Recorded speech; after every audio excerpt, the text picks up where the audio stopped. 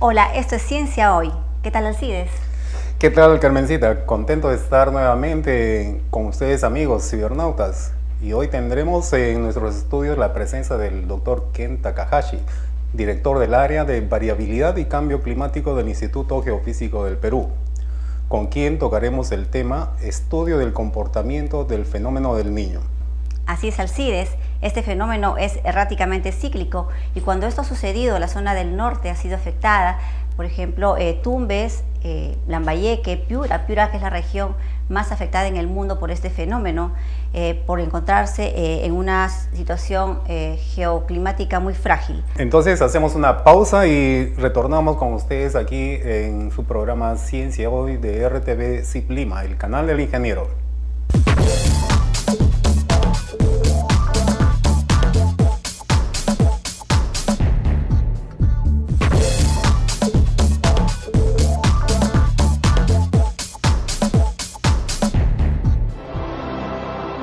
Los vientos que corren por la superficie del Océano Pacífico se conocen como vientos alisios.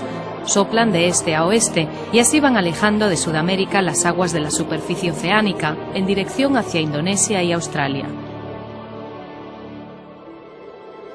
En lo alto de la atmósfera, el viento se mueve en dirección opuesta.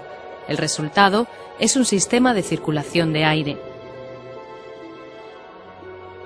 El Océano Pacífico absorbe una cantidad enorme de calor solar. Ese calor aumenta la temperatura de la superficie oceánica y las aguas templadas son desplazadas hacia el oeste por los vientos alisios. Esas aguas más calientes se acumulan cerca de la costa de Indonesia y el norte de Australia, y es aquí donde el aire cálido y húmedo se eleva y forma nubes de lluvia. Esta es una de las maneras en que el movimiento de las aguas afecta el clima. Por eso, mientras países como Perú o Ecuador permanecen secos y con temperaturas frías, Indonesia y el norte de Australia reciben calor y lluvias que determinan su clima tropical. Pero el fenómeno conocido como el Niño puede cambiar esto radicalmente. El Niño empieza con una fuerte caída en la fuerza de los vientos alisios que corren por la superficie del océano, y entonces el sistema de circulación de aire se detiene. Las aguas de la superficie del océano ya no son desplazadas de este a oeste y por tanto empiezan a moverse hacia América del Sur. Esas aguas templadas empiezan a acumularse en las costas de Sudamérica. El aire caliente y húmedo se eleva y comienza a caer, causando precipitaciones en Perú y Ecuador. Mientras, en las costas de Indonesia y el norte de Australia, la temperatura de las aguas ha bajado, dando paso a un clima más frío y seco o incluso sequía.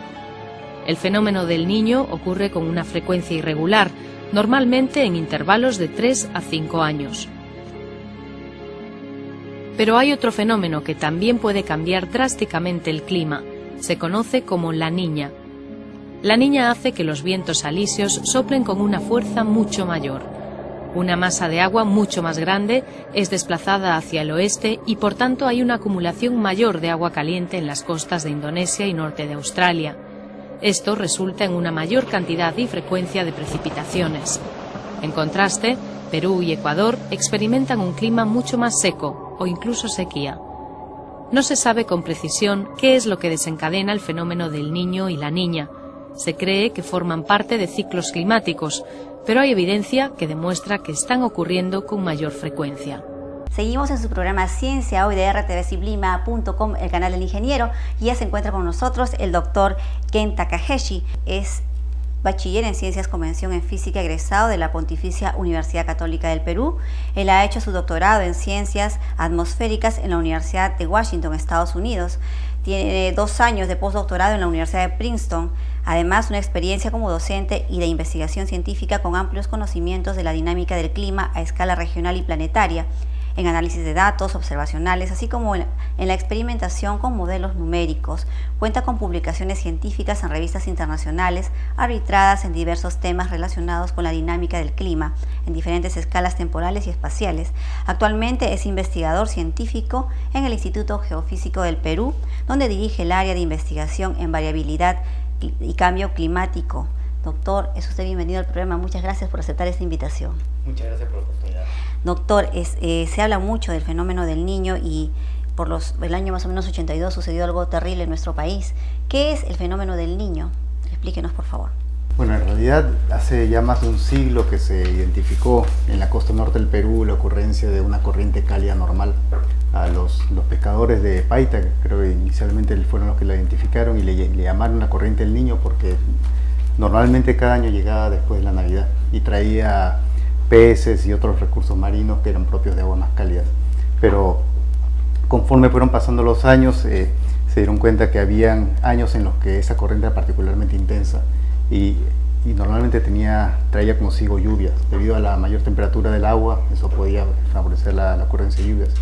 Y en realidad el niño, debido a las lluvias que trae, los recursos marinos, se podía considerar como algo beneficioso. Entonces no era ilógico considerarlo como algo, bueno, digamos, el niño que está trayendo regalos. Claro. Pero sin embargo hay años en que este evento puede ser tan intenso que más bien esas lluvias que son necesarias para la agricultura, para la sobrevivencia de la costa norte, que normalmente es un desierto, esas lluvias pueden ser catastróficas y destruir infraestructura, arrasar con cultivos y cosas así. Entonces, en particular, esos dos eventos recientes, ¿no? El 82, entre el 82 y el 83, y después el 97 y el 98, fueron particularmente destructivos. Así es. Entonces, a partir de esos dos eventos, en realidad ya cada vez que se escucha la palabra, el término del niño, causa temor, ¿no? ¿Cada cuánto tiempo esto ocurre, doctor? En realidad, este calentamiento anómalo puede ocurrir, digamos, entre cada 3 a 7 años. Digamos, eventos moderados, pero eventos tan intensos como estos dos que he mencionado han sido muy raros. Han ocurrido estos dos espaciados 15 años, no ha vuelto a ocurrir, y la vez anterior que ocurrió algo quizás parecido fue en 1877 y 78, justo antes de la guerra con Chile. ¿Usted cree que el calentamiento global modifica la periodicidad y la intensidad de este fenómeno? Esa es una posibilidad, pero también la otra posibilidad es que no lo modifique. Básicamente no sabemos todavía. El problema es que eventos como estos intensos son algo que sale de la norma. Entonces no sabemos realmente qué cosa es lo que lo controla, qué cosa es lo que controla su probabilidad de ocurrencia o su intensidad. Entonces hay mucho trabajo todavía por realizar antes de poder decir con confianza si es que en el futuro aumentar o disminuir la probabilidad o la magnitud de estos eventos. Las zonas del norte que más se afectan, ¿cuáles son? Bueno, como lo mencionaste anteriormente, la costa norte, principalmente Piura, Tumbes, Lambayeque, a veces La Libertad. Normalmente cuando llega esta corriente intensamente cálida, la costa norte, que normalmente sería un desierto, porque normalmente hay agua fría en la costa. Entonces esa agua caliente trastorna, digamos, la humedad de la atmósfera y puede producir lluvias intensas en toda esa región.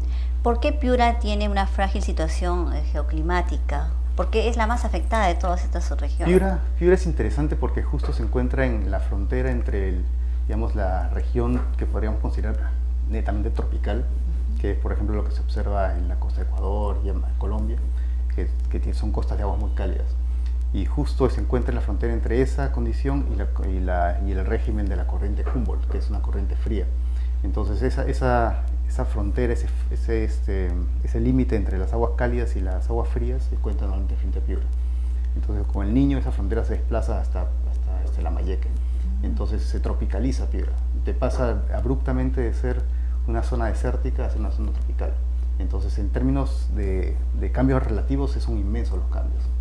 En Tumbes también se observan cambios de magnitudes similares en cuanto a cuánto llueve más, pero Tumbes ya es tropical, relativamente. Entonces el cambio se siente menos, cualitativamente menos intenso en la zona de Tumbes que en la región de Piura. Por otro lado, en Lambayeque los efectos no son tan dramáticos porque como estamos al sur y esta corriente ya normalmente no alcanza con tanta intensidad.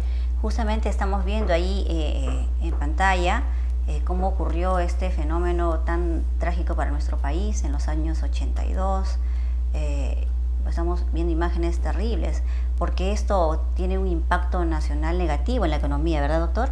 Claro, pues puede ser catastrófico, y ahí la Lo importante en realidad del niño es que también es predecible, o sea, existe una cierta predictabilidad que nos permite con quizás algunos meses de anticipación saber si es que se viene o no un evento, sobre todo de magnitudes como las de estos de acá. Entonces, en particular, para el evento de los 97-98, ya la tecnología, digamos, el avance de la ciencia era tan que se contaba con pronósticos. Entonces el gobierno peruano pudo tomar algunas medidas que en realidad redujeron significativamente los impactos. Entonces, comparativamente, el 998, ese evento no fue tan catastrófico económicamente como el 82-83. Así es. Alcides, tú me comentabas justamente que en esa época, bueno, ya después del 82, se ha tenido mayores previsiones con relación a este evento y se ha podido manejar mejor la situación. Aquí habría que resaltar un hecho adicional, porque la ciencia estaba progresando más, había más información y ya la red era un poco más manejable, más asequible, de manera que se dice que inclusive el ingeniero Fujimori, al notar que los científicos peruanos estaban en comentarios sobre esta predicción, ¿no? Él también hizo consulta a la red y observó, ¿no? Y vio más bien que en Estados Unidos, en el Japón, había información bastante confiable, y con 6 meses de antelación pudo hacer una predicción bastante buena. En lo que digo que hay que rescatar esto es que por pocas o primera vez tal vez la ciencia se deja sentir, se hace notar que es importante. ¿Cuál es tu opinión con respecto a eso? Bueno, en realidad, efectivamente, comparando el evento 82-83 y el 97-98, en el primer evento no habían mediciones de las temperaturas del océano como hay ahora. Actualmente se cuenta con una red de boyas distribuidas a lo largo del Pacífico Ecuatorial con transmisión de información en tiempo real, y que uno puede entrar por una página web en este momento y ver qué cosa pasó en el día que ha pasado. Entonces eso era algo increíble, digamos, si hubiera existido en el 82-83.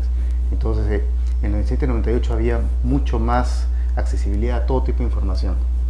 Entonces no solamente los científicos tenían acceso, digamos, privilegiado a información científica, sino a cualquier persona, como el mismo presidente o cualquier persona de la población general podría haber visto esa información en tiempo real. Entonces, además, no solamente era esa disponibilidad de información, sino también el nivel del conocimiento científico. Y a partir de ese evento del 82-83 en adelante hubo un gran desarrollo del conocimiento, de la investigación sobre el tema del fenómeno del Niño. En particular porque fue un evento del 82-83 tan importante, tan intenso, que llamó la atención de todo el planeta. O sea, los impactos se sintieron en todo el planeta y se consideró que era un tema de importancia no solamente para el Perú, sino para todos. Entonces, actualmente ese fenómeno del Niño en realidad es uno de los más conocidos, o sea, los mejor entendidos. Hay muchos otros fenómenos que también pueden ser relevantes para el clima, por ejemplo en el Perú, pero que aún no se llega a un nivel de conocimiento tanto como en el caso del Niño. Así es. Este fenómeno tiene efectos negativos y también tiene efectos positivos, ¿verdad, doctor? Dentro de los efectos positivos, ¿qué nos podría usted mencionar, por ejemplo? Lo que hay menos, ¿no? No, en realidad, si no fuera por los eventos del Niño, digamos, de magnitudes más moderadas, no habría agua en la costa norte. Digamos, los algarrobos, los guayacanes. Digamos, estos árboles pueden durar por varios años sin agua. Tienen, por ejemplo, los algarrobos tienen raíces, no estoy muy seguro, creo que 40 metros de profundidad o algo así. Yo creo que son 200, sí. Bueno, pero o sea, pueden sobrevivir por buen tiempo sin que llueva, pero tiene que llover en algún momento. Yeah. Entonces estos eventos del Niño son los, digamos, producen digamos, recargan los recursos de agua necesarios para que esta vegetación sobreviva. Entonces es un desierto la mayor parte del tiempo, pero en realidad dispone de agua debido a que de vez en cuando el Niño lo trae. Entonces, en ese sentido, el Niño no es solamente una aberración del clima, sino es parte esencial del clima en la costa norte. Ahora, estos son los niños moderados. Obviamente estos niños gigantescos son catastróficos, ¿no? O sea, ahí sí es difícil buscarle un beneficio quizás a ese evento, pero por lo general el niño puede traer beneficios, ¿no? Pero si hay una prevención adecuada, puede ser buena, ¿no? Puede ser bastante manejable el fenómeno, como ocurrió en el 97, 98, justo de lo que hablábamos. Y ¿qué otras implicancias tendría este fenómeno con respecto, por ejemplo, se deja sentir pasando la cordillera de los Andes el fenómeno? Es interesante porque hemos estado hablando del fenómeno del Niño como una corriente cálida en la costa de Perú, pero en realidad los eventos, el Niño, están asociados también a cambios de gran escala no solamente en el océano, sino en la atmósfera. Entonces hay el fenómeno más grande, digamos, se le llama ENSO, o ENOS, más bien, el Niño Oscilación Sur. Entonces es un fenómeno que involucra la interacción entre las variaciones en el océano y la atmósfera. Y tiene la escala de todo el océano Pacífico ecuatorial. Entonces lo que nosotros vemos en la costa norte es solamente la puntita, digamos, del evento que golpea la costa de Sudamérica. Pero el evento en sí se desarrolla, sobre todo los más grandes se desarrollan sobre todo el océano. Y es la parte que no vemos, ¿no? Es la parte que también trae consecuencias en la biodiversidad del mar, ¿verdad? Esos de niveles, podríamos decir, catastróficos. En realidad, bueno, a lo que iba es la parte interesante de esto es que esas variaciones atmosféricas que pueden estar asociados a cambios remotos, lejanos en el Océano Pacífico, esos cambios nos afectan en el Perú debido a ondas que son transmitidas por la atmósfera y que cambian el clima sobre la sierra. Entonces, típicamente durante estos eventos del Niño, los eventos cálidos, estas ondas atmosféricas inhiben la ocurrencia de lluvias en la sierra centro y sur. Entonces no es el calentamiento en la costa del Perú lo que produce eso, sino es el calentamiento cerca del Pacífico Central, a través de las teleconexiones atmosféricas. Entonces en realidad cuando hablamos del Niño tenemos que distinguir entre los dos tipos de efectos, uno que es local en la misma costa norte y otro que es remoto a través de estas ondas atmosféricas, que puede ser tanto en la sierra, también en la Amazonía. Ustedes han conversado con Giancarlo Espinosa, él ha hablado sobre ese tema también. ¿Y el patrón de este efecto del Niño es siempre el mismo? Por ejemplo, por decir que en el norte hay mucha precipitación y en el sur hay una sequía también severa. Eso es el problema es que el patrón no es el mismo en cada evento, porque si fuera el mismo, entonces nosotros podríamos hablar de un único fenómeno y siempre va a ser igual. Pero últimamente, después del último evento del 97-98, en realidad pareciera que el Niño ha cambiado, porque ahora se ven principalmente cambios en el Pacífico Central y ya no tanto en la costa de Perú. Entonces probablemente ustedes se han dado cuenta que a veces han salido las noticias que los científicos de Norteamérica han dicho que se viene el Niño y de pronto acá no pasa nada. Así es. Entonces eso es algo que ha sido recurrente desde la última década más o menos.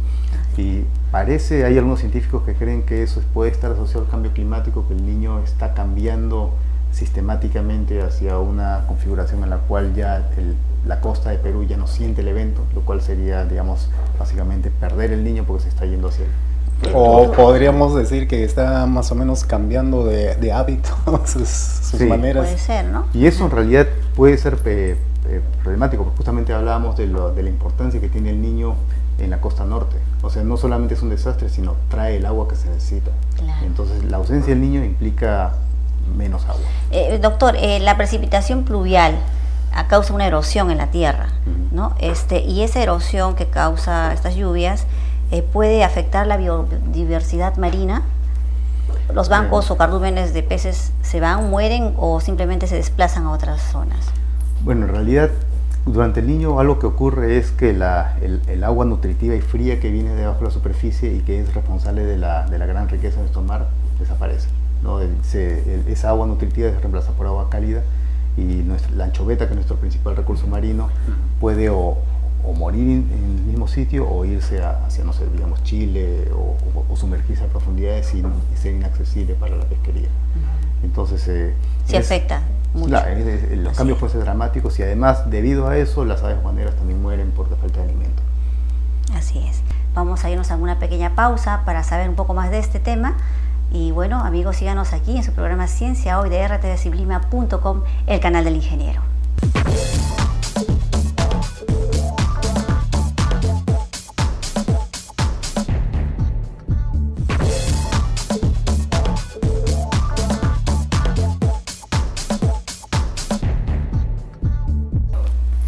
Seguimos en su programa Ciencia Hoy y le estaba preguntando al doctor acerca de una investigación ardua que ha hecho el IGP, y justamente en esta investigación han descubierto 2 regímenes del fenómeno del niño. Doctor, ¿qué nos puede comentar acerca de esto? Sí, en realidad el tema es un poco complejo, pero voy a intentar resumirlo. Tiene que ver con los desarrollos que se han estado realizando en la comunidad científica en las últimas décadas, a raíz de justamente lo que les mencioné anteriormente, de que esta última década parece que el niño se está comportando diferente. Entonces hay científicos que incluso han llegado a pensar que esto es un nuevo fenómeno, que no es el niño, sino que es otra cosa diferente. Incluso le han puesto un nombre que es el niño Modoki. Es una palabra japonesa. Modoki es una palabra japonesa que quiere decir como falso, pseudo, o algo que parece pero que no es. Entonces han identificado, han propuesto que existe un nuevo fenómeno que es diferente al niño tal como lo conocemos, porque le llaman el niño Modoki.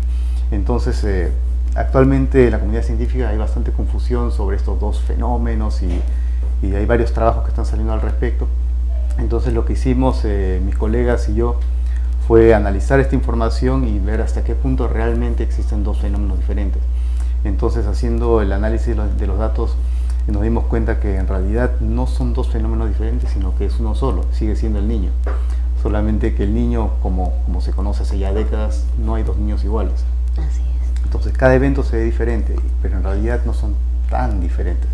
Y entonces lo que hemos descubierto es que si queremos clasificar los niños en 2 tipos, hay 2 tipos que sí son cualitativamente diferentes.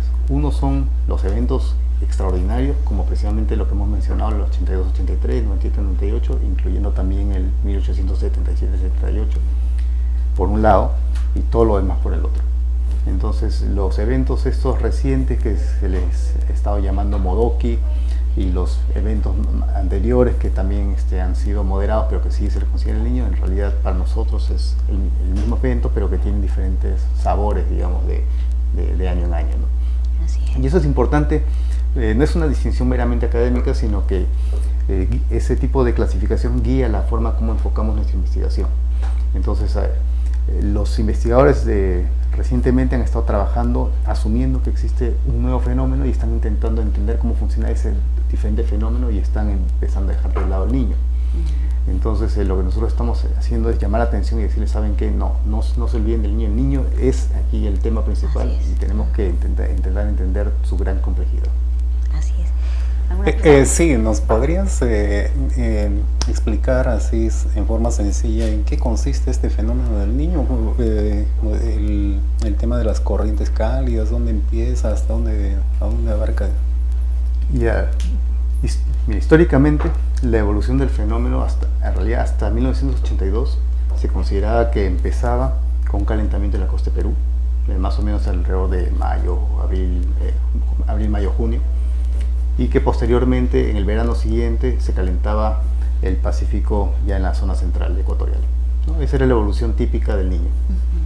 En el evento 82-83 no solamente fue más intenso, sino que se comportó diferente, porque empezó en el oeste y de ahí llegó a la costa. Entonces, por eso en realidad esa fue una de las principales razones por la cual los científicos no supieron reconocer que estaba llegando el niño. Para ellos era algo que estaba evolucionando en forma incorrecta para ser un evento del niño. Entonces, ese evento ya cambió la perspectiva de cómo es que ocurre, porque obviamente después se dieron cuenta que efectivamente sí había sido el niño más grande de la historia, de los registros históricos. Así es. Entonces, actualmente,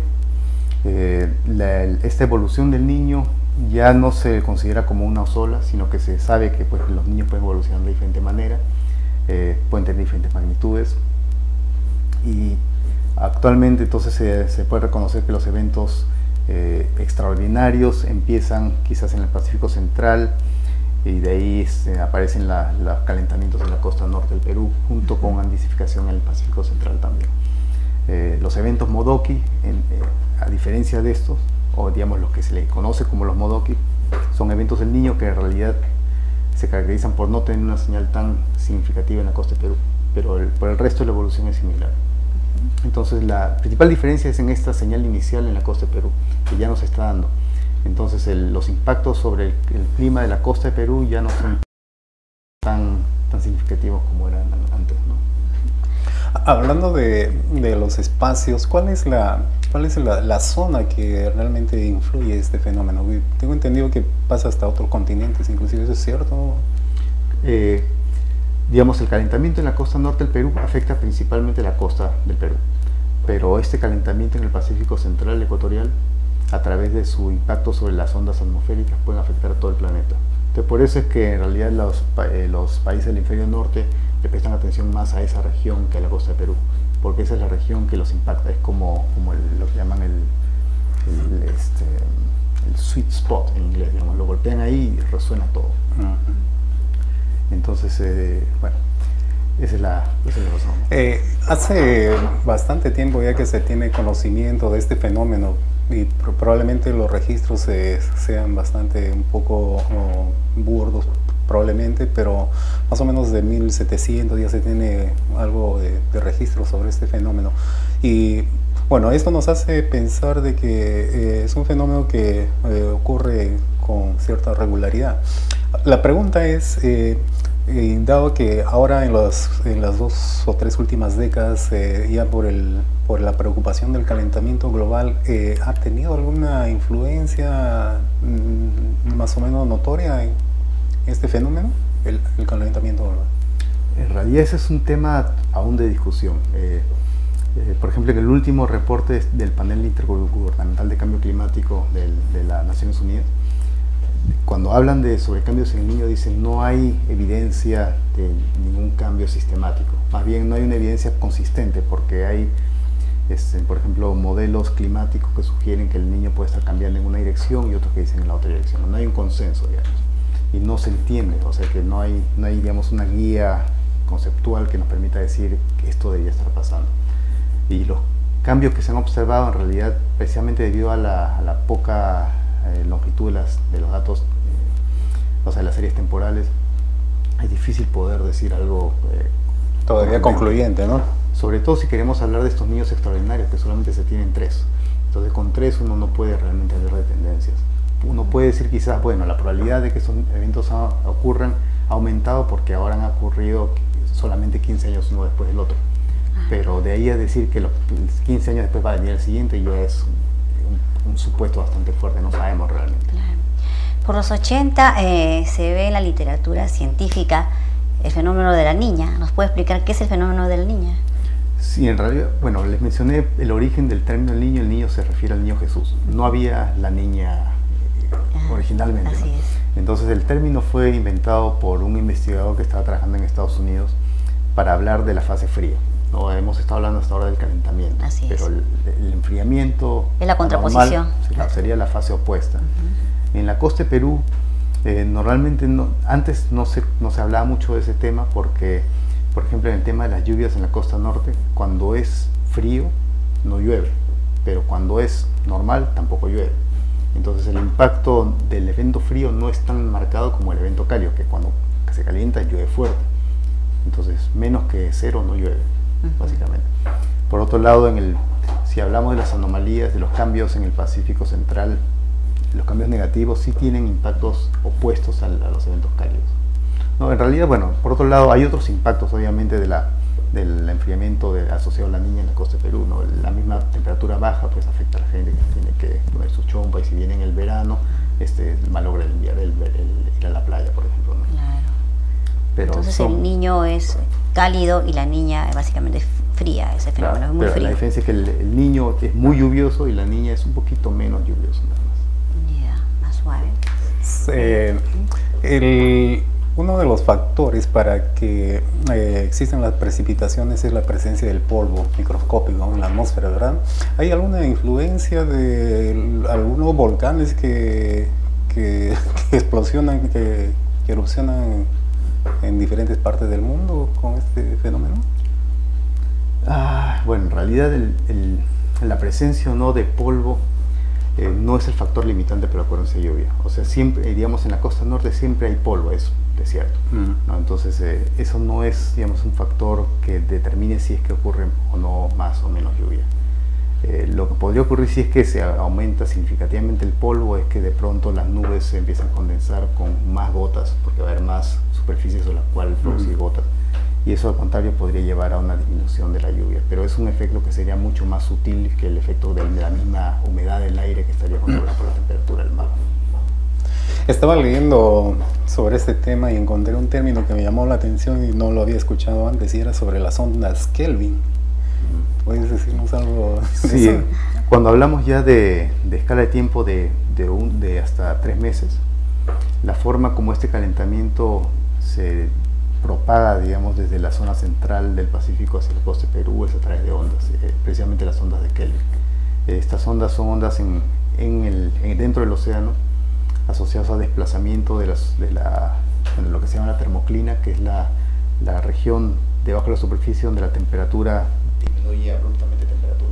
Es casi la interfaz entre el agua caliente que está en la superficie y el agua fría que está debajo. Entonces es casi como dos capas, una caliente y una fría, y esa interfaz se desplaza de esa manera. Entonces el desplazamiento hacia abajo implica que hay una mayor masa de agua cálida. Entonces ese desplazamiento se propaga de oeste a este con ondas Kelvin. Esas ondas Kelvin típicamente demoran unos 3 meses en recorrer desde un extremo al otro del Pacífico.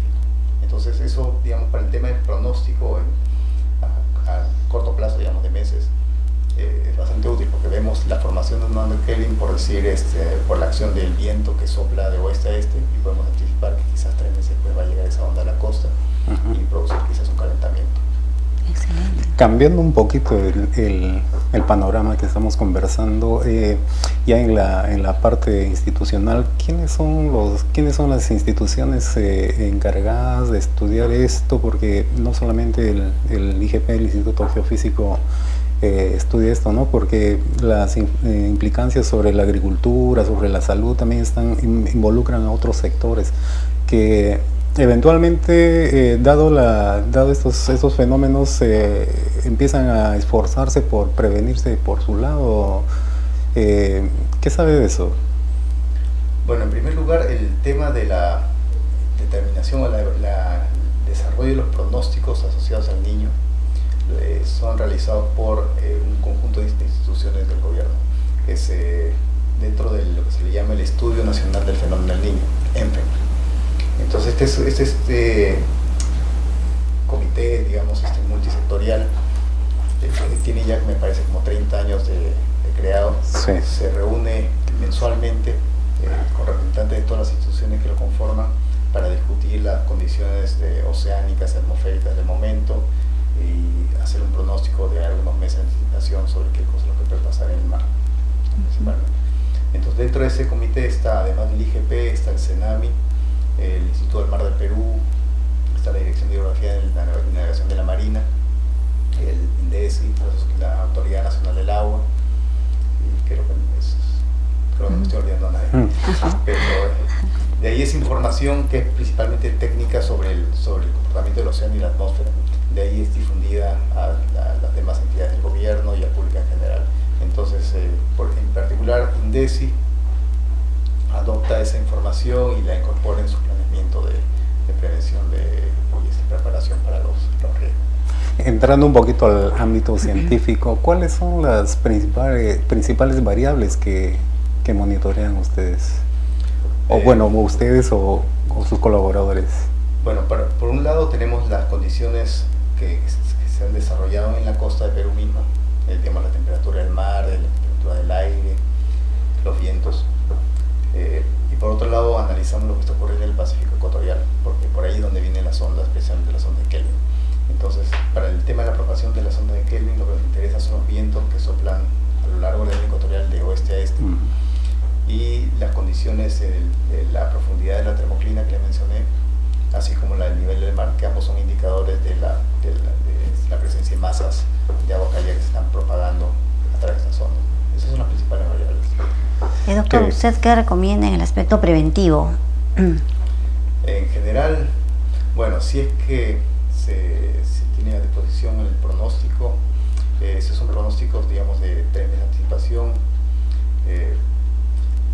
puede dar una especie de guía, digamos, para qué tipo de situación se puede anticipar. No es realmente determinante, porque cuando se habla de pronósticos a escala de tiempo de meses, hay bastante margen para equivocarse, ¿no? En particular no se dan valores puntuales, no sé si se va a hacer tanto más calor por tanto más frío, exactamente. Para el caso de eventos extraordinarios, que es, en realidad es la razón de ser de esto del ENFE, ahí esa información al llegar al gobierno, como ocurrió en título derecho, puede servir para todo tipo de políticas declaratorias de emergencia, etcétera, ¿no? Una pequeña pregunta que se me estaba quedando. ¿Tiene alguna influencia la actividad solar con respecto a al clima de este fenómeno y a otros climas? Sobre escala de tiempo muy largas, las variaciones en el Sol afectan las condiciones promedio del océano y de la atmósfera. Esas condiciones promedio afectan, son el medio en el cual se desarrolla el fenómeno. Entonces, sutiles variaciones en este estado medio pueden afectar las características del evento, pero no estamos todavía no conocemos muy bien exactamente cómo. Muchas gracias.